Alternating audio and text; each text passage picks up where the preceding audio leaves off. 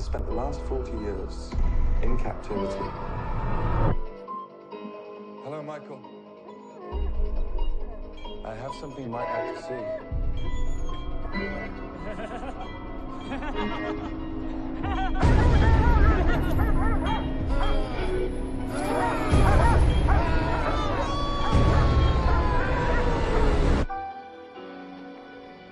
Everyone in the family turns into a nutcase this time of year. Yeah, I mean, your grandmother is Laurie Strode. She was almost murdered. Wasn't it her brother who murdered all those babysitters? No, it was not her brother. That's something that people made up. Do you know that I pray every night that he would escape? What the hell did you do that for? So I can kill him.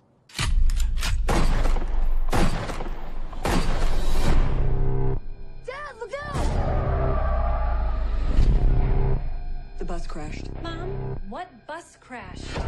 Michael escaped. Aloha. This is Trinidad the Island Man, your Island Man. And I am coming to you live Thursday night of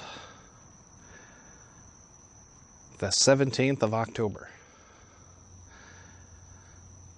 where I have just reviewed the new 2018 Halloween movie.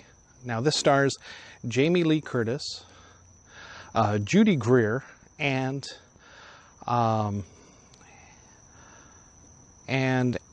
Andy Matichak, who I hadn't seen before, but she does pretty good in this. So remember our rating scale. Shock a thumbs up. It's good to see. I recommend it. Shock a thumbs down. It's bad to see. It's junk. I don't recommend it. And, well, for Halloween 2018, it is a shock a thumbs up. Oh, there is so much I could say about this movie. You know, I don't know where to start. This is the first time a Halloween movie with Michael Myers, based on the 1978 movie of the same name, Halloween, that has ever been given or rated fresh on Rotten Tomatoes since the very original 1978 version. So right there, that should tell you that, you know, a lot of time went into this movie, into the making and the story. And, you know, and I agree with them because I give it a shock a thumbs up as well. Other than that, what can I say from this movie that you hadn't seen from the trailers? Everything that you saw from the trailers is in this movie, plus a little bit more. Basically, it plays out very much like, you know, the original 1978 Halloween movie. Even kind of giving a little bit backstory on what takes place back both in 1978 and in 1963. Remember where Halloween opens up at the beginning of the movie, showing Michael Myers as a little kid, and he kills his sister, or at the time who he thought was his sister. You know, come to find out that his sister is actually, you know, the person he thought he killed as his sister was an adopted sister, as he was put into foster care.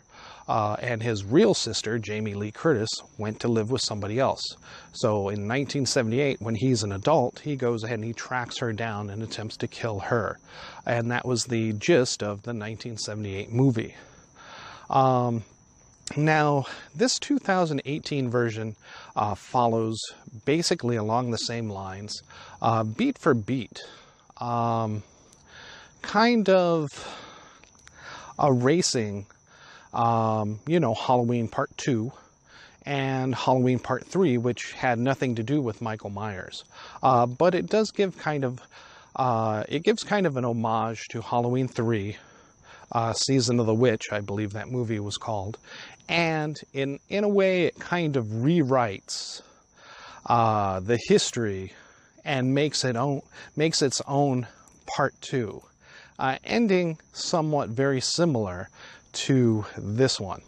From the trailers right off, we saw that Jamie Lee Curtis's character in this, Laurie, has been plagued ever since her initial and only attack, as it only references and sets in motion the history of the very first movie. And in this one, they actually do, you get a little bit of a retelling of that story, that at the end, where we look down and he's disappeared, after being stabbed and then pushed out of Laurie's house on the second story. He is actually captured and spends his days in a mental institution. This is something that Part 4, Part 5, Part 6 also went ahead and looked into Michael Myers, and his attempted rehabilitation only to escape, to get out, to start his killing spree once again, looking for his sister. So it does follow very much in suit.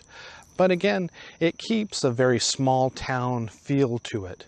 Again, like the very first one, only operating in one town, in one neighborhood, essentially for the evening of, October 31st, 2018. As he attempts to find Laurie and finally, kill her. However, Laurie, Jamie Lee Curtis's character, has other ideas. Having been traumatized since that very first movie, she has gone out of her way, knowing that Michael was still alive and could escape. Basically, she does the Sarah Connor route in Terminator 2, where she becomes very familiar with guns, knives, fighting styles, and even trains her daughter, Judy Greer, to defend herself in such manners in case Michael Myers ever does escape and come after them or their family again. And so it is a very interesting take on this, and probably would have been a little bit better and a little bit more innovative had we not seen, Terminator 2 Judgment Day, take place. But essentially those characters are the same. And it's interesting with the new latest Terminator movie coming out where, I forget her name, the actress playing Sarah Connor will be coming back and teaming up again with Arnold Schwarzenegger. An older Sarah Connor, very akin to Laurie, Jamie Lee Curtis's character in this latest installment, and most likely the final retelling, at least as far as Jamie Lee Curtis's character is concerned, I believe, of the Halloween movies. That being said, I would like to go ahead and say that I did find myself on the edge at many times in this movie, much more so than just simple, jump scares. You have the famous music, with the infamous music, that always jumps out and just puts you on edge right away with that music for all of these movies. So you can't really go wrong with this. And there is an interesting twist. Remember how I said it kind of parallels the original Part 2 that's erased into this one. It ends very much the same and very similar. So, all of you youngsters out there who have not seen the original sequel to Halloween with Jamie Lee Curtis, I'd say see this movie first and then go back and view that one. I still think it holds up along with the very original, which obviously it does, because this movie, 2018's version has done quite well. So yes, you can't go wrong with this movie, especially for the latest, Halloween scares. This is simply the best scary movie that's out right now at this time, as far as a rated R movie goes, for Halloween, and definitely embraces the spookiness of Halloween. Now, I'm going to say that I'm going to go into a little bit of spoilers, or at least my own speculation, how this nods to part 3 of the original Halloween trilogy of movies, Season of the Witch, Halloween 3. Whereas, these witches and warlocks or this satanic cult through this corporation gets these Halloween masks to the public to unleash unspeakable evil upon, the world on Halloween. As basically it changes the children into creatures, kills them with insects and everything else coming out of them. It could be that, and it was always long suspected, but there was no real link between 3 and Michael Myers.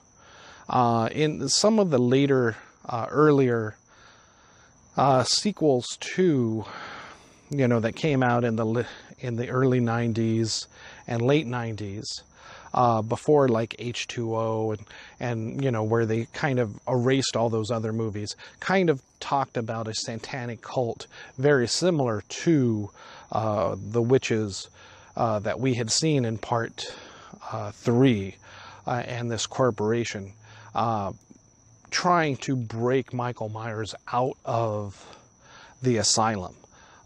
There is, the actor who had played Professor Loomis, Michael Myers' original, psychologist, has long, died after being in numerous sequels, those terrible ones in the 90s, unfortunately. But there is a new psychologist that takes his place, has watched over Michael Myers, and kind of aids him in his escape, from the mental institution, because he wants to see what makes Michael Myers tick. And, and he has these kind of, he's got a knife, but it's not just a normal knife. It's not a pocket knife. It's a very unique type of blade that one could say would be used in a satanic ritual, satanic cult maybe, maybe somebody who is looked at, as he says, evil and wants to understand it more, who's maybe looked into the occult. That's the type of knife, this hidden blade within his pen that, kind of symbolizes to me that he might have been a member of this Halloween Part 3 Season of the Witch crew in some manner. And thus, kind of, this movie nods its head or hat to, the original 3 Halloween movies. After this movie, again, spoilers, it ends very much like Halloween Part 2. Michael Myers is probably no more. However, it is kind of left open to a possible and probable sequel that could take place. I don't see how Jamie Lee Curtis could come back, but if Judy Greer is up to it, if Andy Matichak is up to it, she might do it. We'll just have to see. I hope that they don't. I hope that it just ends here, because it does end on a very solid and significant note. You know, I was going to weigh metaphorically, philosophically about, you know, how interesting it is that this is still, you know, Halloween.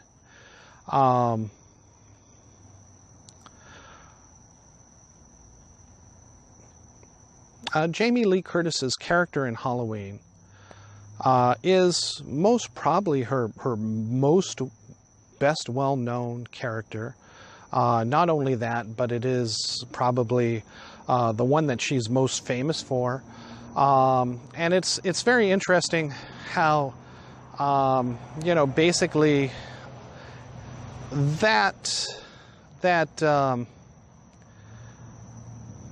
you know, that legacy of being a scream queen continues to live on and is what she's most known for in all of her roles and all of her work after a tremendous career that she's had. You know, and that she was maybe, you know, being the daughter of Janet Leigh, the original, one of the original scream queens from, you know, Psycho.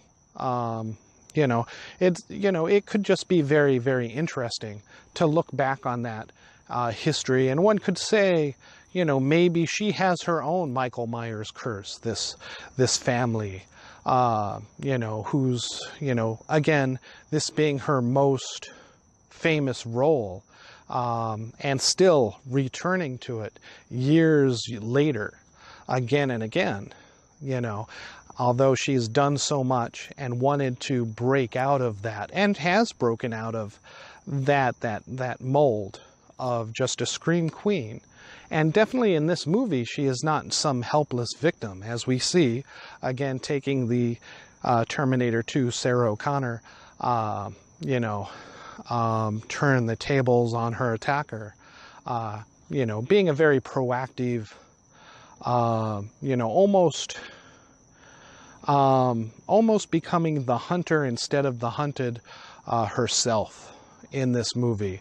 So again, it deals with maybe some issues on women empowerment, how not to be a victim in these movies, how to take control of situations. All of these are kind of nodded to, and I'm sure it went into her justification and rationale to accepting this role again and returning to this character who, you know, has been, you know, played out so many times in the past. But in this last time, most likely, you know, she does a wonderful job, and I believe it brings a finality to this character that she and the world can be proud of. You know, and she can leave the legacy of Halloween now well behind her. So once again, shock a thumbs up for this movie. It is something that John Carpenter himself, the original director and writer of Halloween, would be very, very proud of. Has probably been proud of, as he is one of the executive producers on this movie. And, you know, if they don't make any more Halloween movies, or at least not with Jamie Lee Curtis, you know, they can rest easy knowing that, you know, if this is the last one, that it ended on a very high note. All right, again, shock a thumbs up. It is rated R. There's a lot of blood, a lot of violence in this movie. Not for small children. So, but definitely if you want to see a scary movie before Halloween or for Halloween, definitely go ahead and check out Halloween 2018. It is a shock a thumbs up, and you won't want to miss it. All right, thank you so much, and aloha.